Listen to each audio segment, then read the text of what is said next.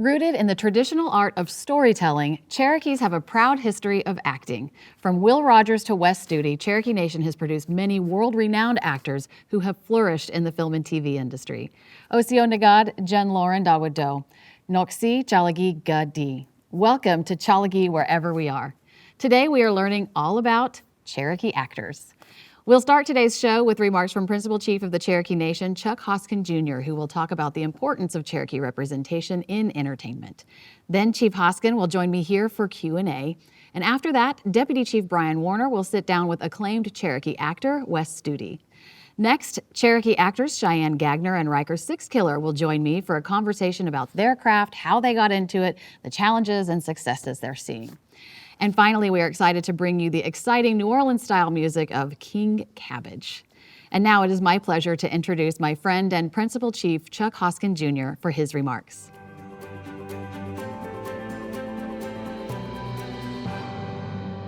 Osio, for the Cherokee people, storytelling is not entertainment alone. It is how we remember who we are, how we teach our values, and how we carry our identity forward. Acting and storytelling are extensions of a time-honored Cherokee tradition, one that's always adapted to new generations, new tools, and new responsibilities. Long before our stories were written down, they were spoken and performed. They were shared in homes and in community spaces. Through stories, we passed down our language, history, humor, and life lessons. Acting, the embodiment of a story, allows those teachings to come to life. Today, storytelling is as important as it has ever been, especially as the Cherokee Nation looks towards the future.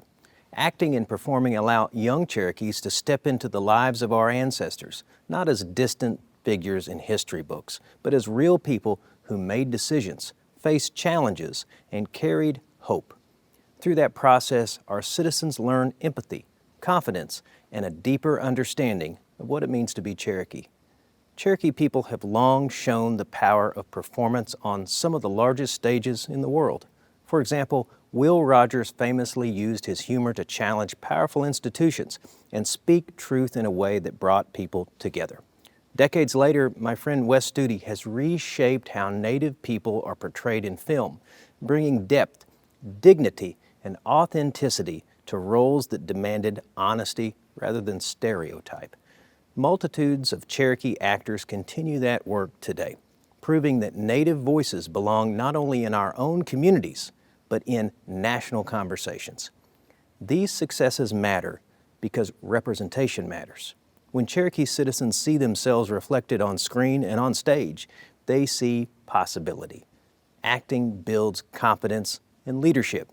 It teaches our young people that their story and point of view have value. Modern platforms, film, theater, online media, give us new ways to tell old stories and new ones alike. When Cherokee stories are told by Cherokee voices, we assert sovereignty over our own narrative.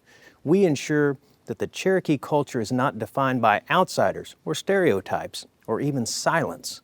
Instead, it's told in truth and pride. Acting and storytelling also build bridges. By investing in storytelling, we're not looking backwards. We're strengthening the future of the Cherokee Nation, ensuring that we continue to inspire and endure for generations to come. Wado. All right, welcome, Chief Wado, for being here again. It's good to hear your thoughts about our Cherokee entertainers. So let's hop right in. I want to know a little more about why does acting and storytelling feel so deeply connected to who we are as Cherokee people? Well, first of all, it's universal. I mean, from time immemorial for all people, acting is storytelling, and it's a way to express hopes and dreams and fears and thoughts and express creativity. So we start there. I think for Cherokee people, it's been particularly special in that it helps us pass down knowledge and stories that are so connected to our culture. And so it might be, Wes Studi performing in a major motion picture, but it could just as easily be a kid, and you and I have both seen it, that Robert Lewis, the great storyteller, pulls out of a crowd and encourages her to express herself in the form of a Cherokee cultural story. And so it's really important, I think, to us for the reasons it's important to everybody, but it feels particularly special, particularly right now when we have this ability to kind of lean in and take some, I think you've put it this way, exercise some sovereignty over our narrative, and we can all do that in some way. Yeah, it's really exciting when we're able to kind of flex that narrative sovereignty muscle. So what does it mean to you to see Cherokees on the stage and on the screen? I mean, I would assume you take great pride in that. I do take great pride, and it's something you start to appreciate more the importance of representation when you finally see it. Sometimes you don't know what you're missing, and so many people may be like me, growing up, not really seeing Cherokee reflected in film and TV necessarily, or really Native Americans in a real authentic way. It all looked very superficial, but that just seemed to be the way it was, Right. And the way it was always going to be. But that's changed, and of course it didn't just change in the past few years. There's been a progression, but it feels like it's accelerating, and so that reminds us of the alternative, which is somebody else telling our story in an inauthentic way, Right. and doing it without us. So when you see Cherokee life or Native American culture expressed, whether it's on stage or on screen, it makes you feel seen as a person, and we all need to feel that way. And so there's something that's such a strong connection. Even for those of us who don't have any acting talent, you sort of take pride in seeing it on stage by somebody who does have that talent. Yeah, makes a lot of sense. So when our young people see themselves reflected in the arts, how do you feel like that shapes their sense of belonging, or how do you feel like that's important to their upbringing? Well, I think it shapes their sense of belonging and their upbringing in the same way it has impacted you and I and a great many others. But for them, they're starting out in their exploration of their life. I'm really struck by the fact that a young Cherokee today, she can see this studio that we're in, and she can imagine, I could do something like this. She could see a streaming series that depicts contemporary Native American culture and life, and she can connect with that, or he could see himself as an actor or something on that crew that's creating. And so I think that's what's always been the most important thing to me as chief when we've had investments in the studio or Cherokee Film or working with other creators, is that there's some young Cherokees somewhere who are saying, I could do this, and I never thought I could do it, and then we can create paths that help them do it. I mean, that's really amazing to me. So that's what I think is important, is they can see it, they can be it, they can dream about being the next Wes Studi, they could dream about coming into the studio and helping us create, and they're doing it. We got a lot of young people in our midst that are working on this sort of thing. Yeah, it's really exciting. It's not a far off Hollywood dream anymore. It's here. And yeah, we appreciate your leadership in helping us to create all of this. So thank you so much again for coming in and for answering our questions and being a big supporter of our artists and storytellers. We appreciate you. Sure. Thank you. Of course. Next, we turn it over to my friend, Deputy Chief Bryan Warner, who is chatting with the great Wes Studi. Deputy?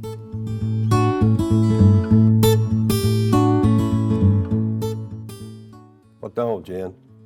Siona God. Hello, everyone. Deputy Principal Chief here today with another exciting episode of Cherokees Wherever We Are. Now, today we've got a great guest here, as always, but today we welcome Wes Studi to the studio. Wes, how are you doing today?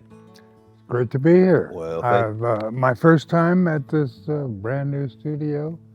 It's impressive. Well, don't. Thank Impressive, you. yeah. It's as is your career, sir, and we just appreciate this. And you know, we kind of start off asking some questions about where you grew up, and just tell us a little bit, Wes, what life was like growing up as Wes Studi as a youngster. Okay, and I'll try to make it as exciting as Absolutely. possible. Right. I grew up until about the age of 5 in an area that we didn't at the time call No Fire Hollow, but we do call it that now. And that was mainly because there were 2 brothers, actually 3 brothers, who had allotments along that hollow, Right. No Fire Hollow. That's essentially where I was born, in my grandmother's house. grandmother and grandfather's house, and they were no fires. Otter no fire was my grandfather, and he had two brothers and a sister who lived along the hollow that goes all the way down to where Tenkiller Lake starts. Gotcha. Yep. We were on a little tributary of that creek, and that's where we got our water. Right. But the great thing about it was down at the bottom of that hill that we had to come down and climb is where they planted all their vegetables. Mm-hmm. I mean, we had corn, onions, potatoes, beans. I mean, they raised everything and anything produce that the family needed and dried it out for winter use and all of that. And I remember one of the things that they used to do was go into the store at a Tail Holt Yes. store. They'd take a wagon in to go and they'd get flour and salt and sugar, staples like that. And essentially we had hogs and hunted. And that was the way that they lived at that time. You bet. I believe it was 2019. The Academy honored you with the Academy's Honor Award. And tell me a little bit about that. I mean, I've done some research and looked back at all the individuals that this has been bestowed to, and it's a quite a good list. You know, from my perspective, you being a Native American and representing Indian country and being a Cherokee, it means a little bit more now to me to kind of do that research. What did that mean to you by kind of pulling all these things that you've done together at that time? Well, I'm just a little bit ashamed of myself. My initial thoughts when I heard that they wanted to give me this for my body of work, the Oscar, and my immediate thought at that point was, why in the hell didn't you do it back in 90, whatever it was, for Last of the Mohicans? Right. But it was actually, it felt good to be considered as well as awarded, even if it's called honorary, but it's still a recognition Absolutely. of a body of work that you've done over a period of 30 odd years or so, right? Yes, very impressive. Mm. Very impressive. So- We'll dive in a little deeper here on some of these roles or other times when you've taken the stage and had a chance to use your native voice and your native language. What's that like for Wes Studi, and what does that mean possibly for others? Maybe some people have shared with you what that means to hear our native language spoken.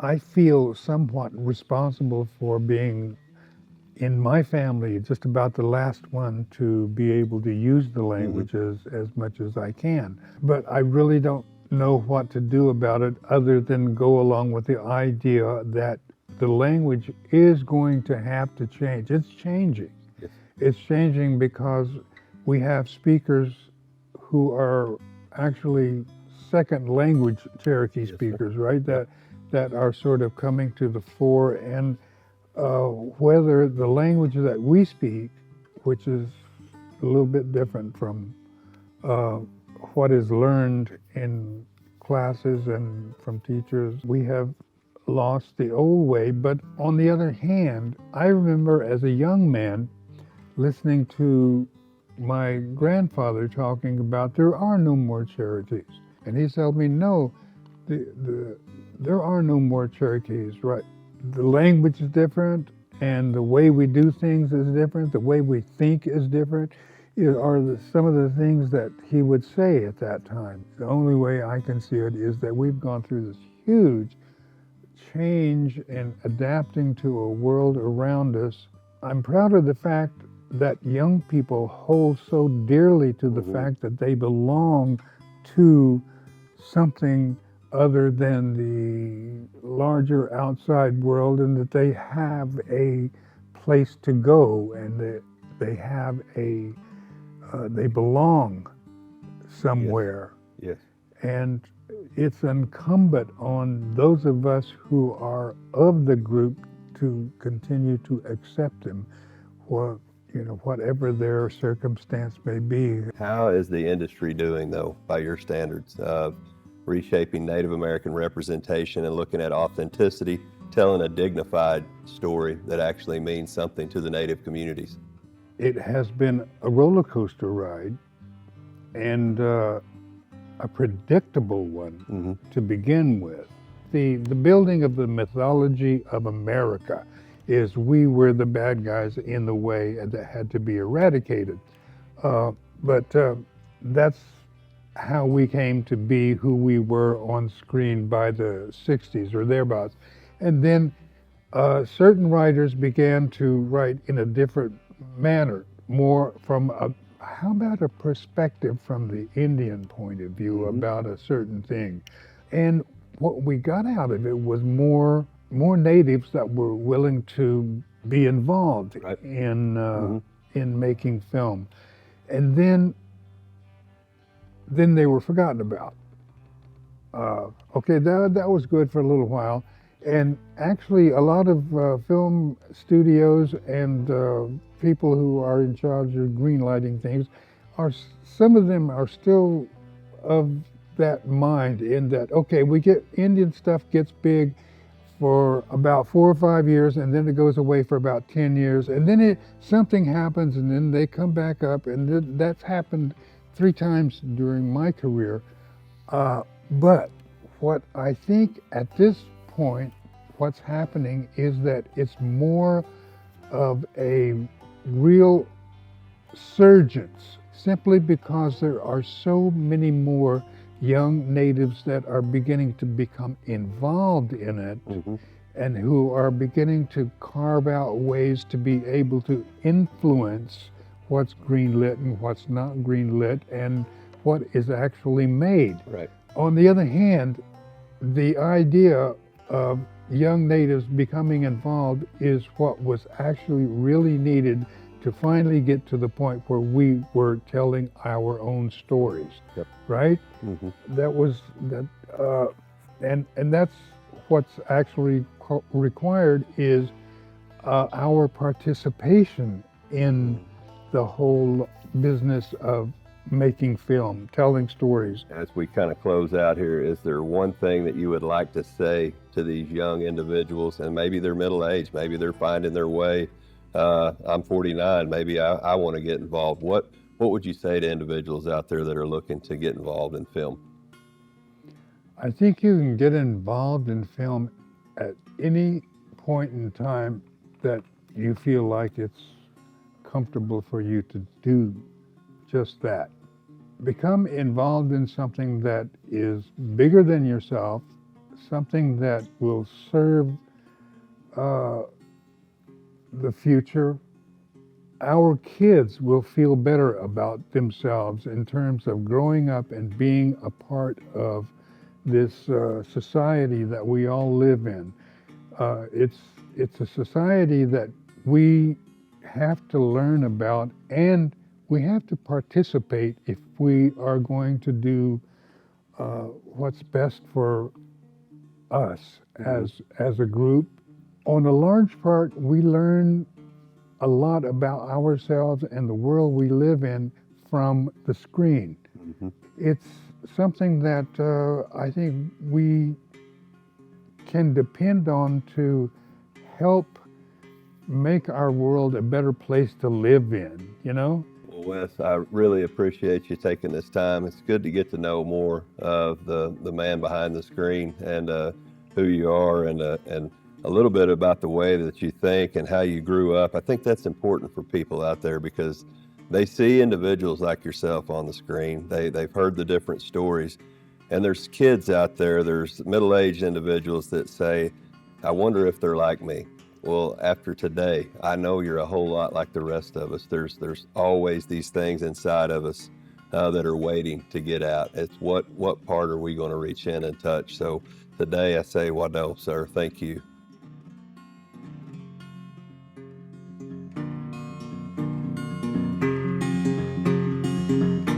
Wadeau Deputy, it's always amazing to hear from the amazingly talented Wes Studi. He's truly an icon, a Cherokee legend. So now I am joined by two more amazing Cherokee actors, Cheyenne Gagner and Ryker Sixkiller. Sio Naga, thank you so much for joining us today. I want to jump right in and learn from you all. How did each of you get your start in acting? And what has it meant to build your careers as Cherokee artists, and especially working here in Oklahoma and Tulsa?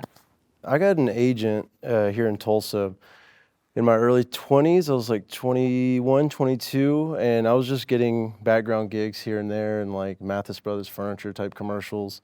And on the side, I was doing little skits and like fight scenes with some friends. And so when I'd be on set, I would talk with the grips, ask them about why they're setting up a certain light or a flag, and learning about the production as a whole. I was just very fascinated by seeing all these moving parts, because to make a film or a show, you have to have this cohesive unit. You know, everyone's got to be on the same page, and everyone's got an important job to do. So I was just always fascinated by it, and I was like, well, I can use this to make my own films.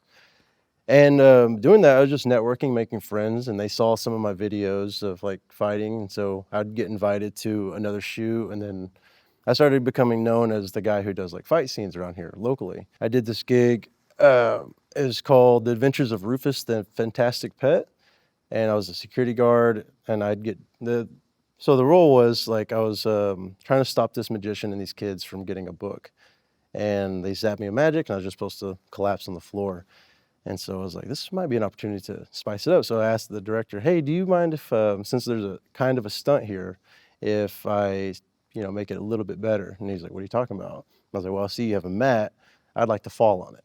And so I kind of showed them what I was talking about, and they actually let me choreograph that scene, or that stunt. And because I did that, they invited me back for their next film, which was Dinosaur World, where I got to do a fight scene with Xing Yu. And I don't know how many people know Xing Yu here, but it was like a childhood goal for me. I was super starstruck when I saw him. I didn't want to be any type of way, but I was. And they told me, well, we want you to choreograph the fight, because I showed them my demo reel. And I was like, yeah, I choreographed this and that. And so they thought I'd be a perfect fit to fight him in the movie. And so we have a fight scene together. And that kind of just opened up more doors for me. And when I was first starting out, there weren't that many opportunities, and now it's just so many. So there's so many opportunities for people to get out there and to make this, the reality. Well, I grew up doing theater at Owasso High School, and did a couple of roles there. My first role was a napkin in Beauty and the Beast. So I always like to call back to that as, I was a napkin. So that's pretty fun. But I did Into the Woods there as well. I was the baker's wife. And that really started kind of this love for the performing arts. And, I went to college at Oklahoma State, and I got my degree in early childhood education. And so kind of put that, that passion on the back burner, dove into the working world as a teacher. And, but every time I would watch live theater, man, it just felt like there was an electricity in my body. I was just like, man, I've got to do that. I have to. And I didn't really have a lot of hope for it, because I'm like, I'm teaching, I have this job, and I know it takes a lot of time. And so when I transitioned out of teaching, I started, really diving into learning about my Cherokee heritage. I was a coach for the Cherokee Challenge Bowl team, and started following, all the Cherokee Instagram accounts and things like that, one of them being Cherokee Film. And I saw a casting call for a musical about a Cherokee woman named Nanyehi. And I was reading the character description, and it was just everything, everything that I would ever want in a role. And I said, well, I don't have a ton of experience. I do sing. Singing is kind of really what I did a lot growing up, and to that point. And so I thought, hey, let's go for it. Let's give it a shot. And so sure enough, I went and auditioned, and ended up being cast in that role. And so that honestly just busted the door open on a lot of opportunities. And I kind of thought, okay, maybe I can do this. Maybe there is a place, for me in the acting world. And so from stage, I've done a couple of stage productions. And then I ended up getting an agent, and now I do a lot of commercials in Tulsa and Oklahoma City. Awesome. Yeah. And for those of you who maybe haven't seen either of them, they're just both wonderfully talented. And it brings us so much pride, as someone who's Cherokee and works in film and television, to see the two of you succeeding. It's so fun to watch. So you've both taken on some meaningful projects on the screen and in the community. So can you tell us which roles or projects have challenged you the most, and how did that shape you as a performer? And also just what roles you have played. We can start with you, Cheyenne. I would say probably the most challenging role would be my role as Nanyehi in this musical, just because there's really such a responsibility in playing this person and portraying this person. It's not a Disney princess. It's not a character. It's a historical figure and a really important figure to the Cherokees. And so there's just a lot of weight that comes with that, of portraying her in a graceful and honoring way, as opposed to just a character. And also, not to mention the physical challenges of the role of singing and dancing at the same time, and that I had to practice a million times for that. And I think in the second act, I think I'm off of stage for like 5 minutes total in the entire second act. And so I would make an exit, and then I'd have to turn right back around and come back on stage, all the while, singing in between things and memorizing the lines. But honestly, that is just something that I love. I love a good challenge, and that definitely was one, but it was a joy. You'd never know. You made it look easy. Yeah. Well, thank you so much. Yeah. So Ryker, you've been at this quite a bit longer, and have played many roles on, television shows that probably many of you have seen. Or tell us about that. When I worked on Echo for Marvel as one of the stickball players, I did stunts for that. It was just, it was in the middle of the summer. We were all on sand, and so it was like just really hot, and we're barefoot, and but I was just so excited to be there that I wasn't going to pass up any opportunity. So anytime when they're like, all right, in this one we just need a couple guys just to run back and forth, I was always volunteering to be running and to fall and to get hit. Are there any other productions that you worked on that you want to let our viewers know that you worked on? Like maybe they could see? Yeah, so I was fortunate to get a role on The Lowdown as Graham Greene's stunt double. And I also got to do some assistant stunt coordination with Ethan Hawke on that show, thanks to Andy. And I was in Reservation Dogs doing stunts. I was the MMA fighter that got slammed by Willie Jack, and when she said she wanted to be, well, I don't know if I can say it, but yeah. Anyway, so there's an MMA scene, and I got slammed by her, so I got to work with her on that. And Danny Edmo was the one who really kind of gave me my break into stunts professionally, because I did stunts for like independent films and whatnot, but he was one that got me to do stunts for the union. And the first one was to get knocked out by Uncle Brownie. Like when he was in the bar scene knocking people out, I was one of the guys that got knocked out. And so that was like my first like really big break. And I'm also been doing a lot of work with Let's Talk Cherokee here at the Owasso studio, and something I'm really proud of because one, I get to be around, Cherokee people, and I'm also learning the language as I'm getting to act and do these movements. And it's something that, as a kid, I'd just be super excited to do, which I am now. I feel like a little kid playing around because you have to imagine all these different things. So you're kind of creating a world.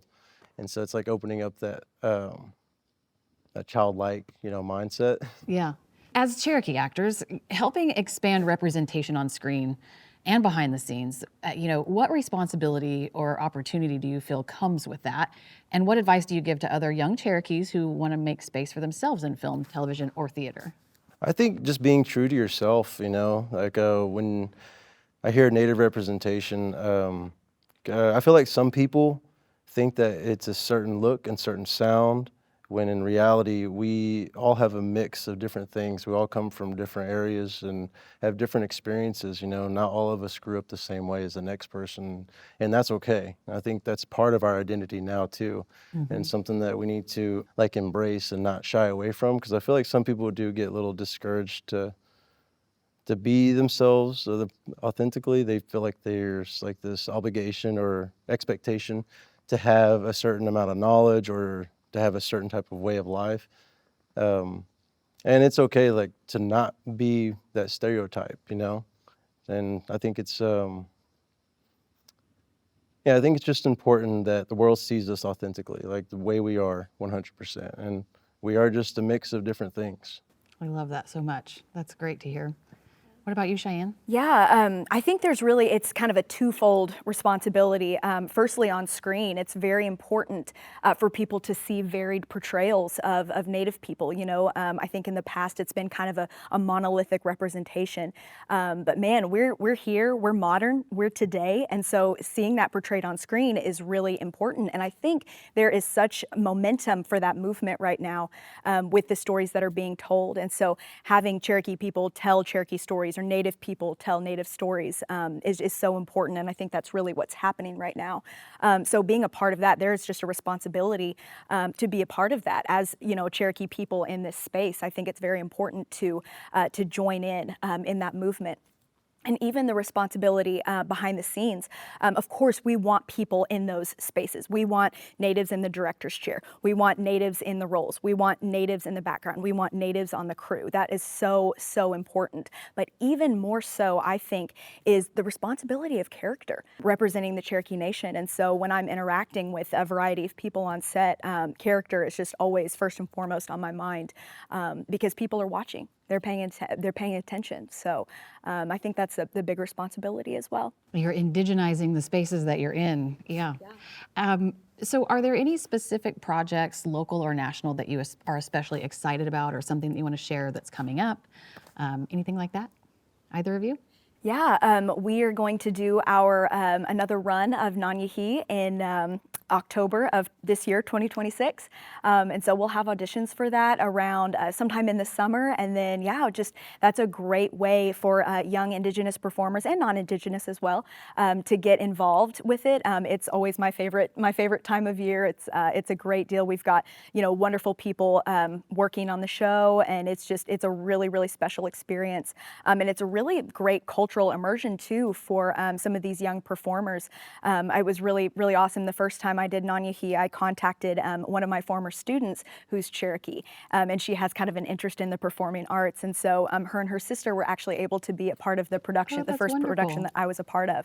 And so that was really neat to kind of pull those in. I think they were in maybe like third and first grade at the time. And so that was really fun to be able to work with a former student in that Cherokee space. So yeah, that's just a great opportunity for these young performers to come, because we need kids, we need people of all ages to be a part of the production. So we're super, super excited for that. Awesome.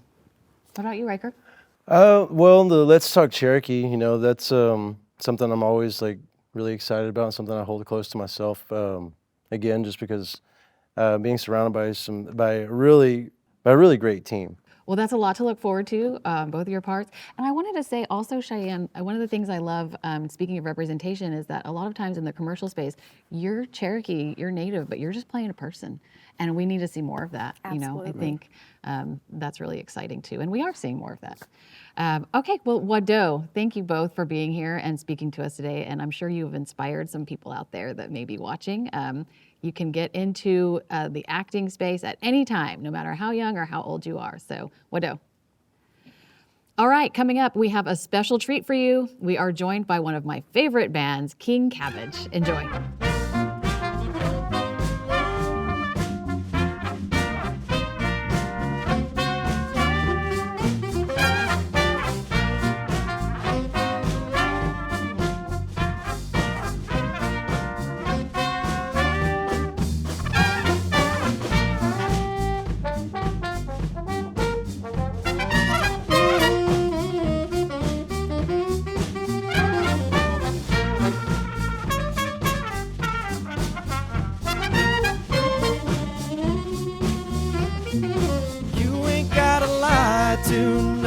You're good.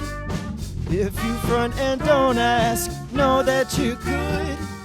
You ain't gotta call me when you get home. Know it. Some of us are fine with being alone, but I need you, baby. I hit 'em. Flower pants in your frilly top, shiny shades just like the cops. Hands high, my gosh, you got me. Hey! Little romp with a tunic top, feather cap, hair like a mop. Ooh, I feel you, don't you too?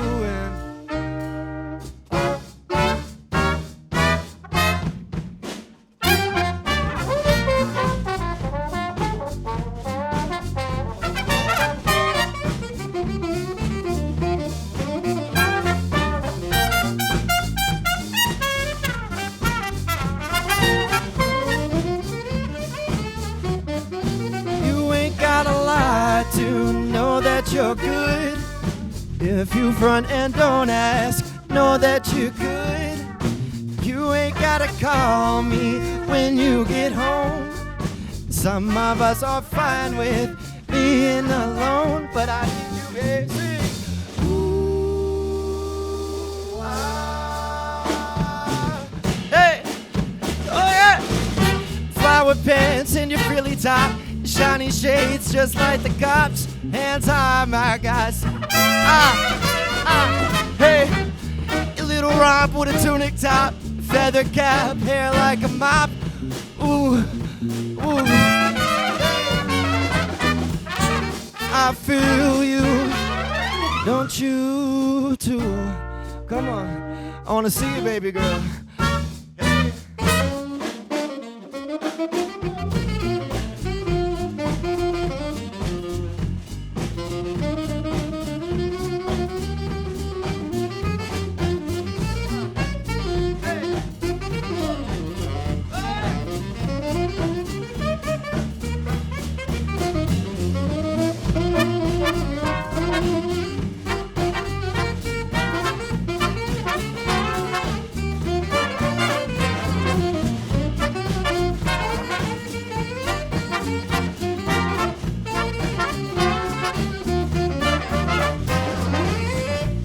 Your pictures, but they don't like this. What you want from me, baby? This precious vanity is taking control. What you are is what I want. They like your pictures, but they don't like your soul. Are you for real? This precious vanity is taking control. You did still. They like your pictures, but they don't like your soul. That feather hat. This precious vanity is taking control. That's where my mind's at. They like your pictures, but they don't like your soul. And I know. This precious vanity is taking.